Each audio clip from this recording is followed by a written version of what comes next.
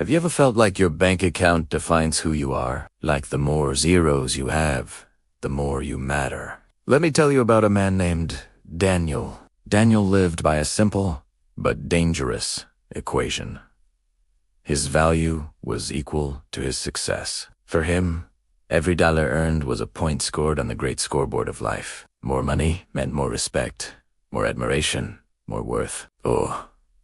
So he thought. He was the guy everyone wanted to know. He threw lavish parties, drove the fanciest cars, and always picked up the tab. His circle of friends grew with his fortune, and he basked in the glow of their attention. He believed he had it all figured out. Success was his identity, and money was the language everyone understood. He saw the world through a lens of transactions, believing that everything and everyone had a price. Then, the unthinkable happened. A series of bad investments, a market crash, and a betrayal from a trusted partner sent his empire crumbling down. It wasn't a slow decline. It was a sudden, catastrophic collapse. The phone that once rang off the hook went silent.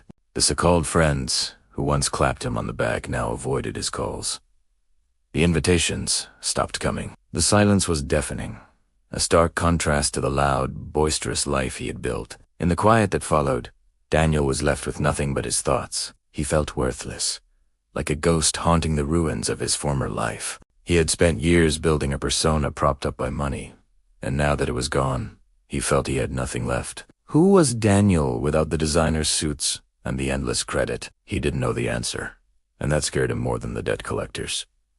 But something unexpected began to happen. A few people remained. His sister, who he had often been too busy for, started calling every day, not to ask for anything, but just to check in. An old college friend, one he hadn't seen in years because he didn't fit into Daniel's Eiffelean lifestyle, showed up at his door with groceries and an offer to help him update his resume. A former employee he had once mentored reached out, remembering the kindness Daniel had shown him years ago, and offered him a temporary job. These weren't the people he had tried to impress. They were the ones who had seen something in him beyond the money. They saw his humor, his intelligence, his moments of genuine kindness that had been buried under layers of ambition. They didn't care about his net worth. They cared about him. Slowly, Daniel began to see himself through their eyes. He started rebuilding, not his fortune, but his life. He took the temporary job and found satisfaction in the work itself, not just the paycheck. He reconnected with his sister.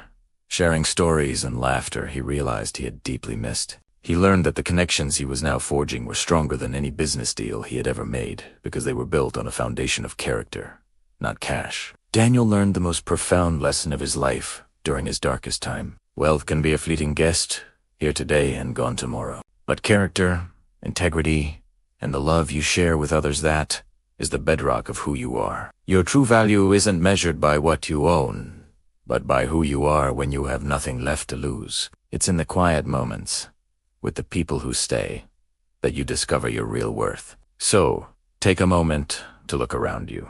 Who are the people in your life who would be there if everything else fell away? Those are your treasures. And remember, your value is not in your wallet or your possessions. It's in your heart, your actions, and the person you are when no one is watching. That is a fortune that can never be lost. Thanks for watching. And if this story resonated with you, please subscribe for more.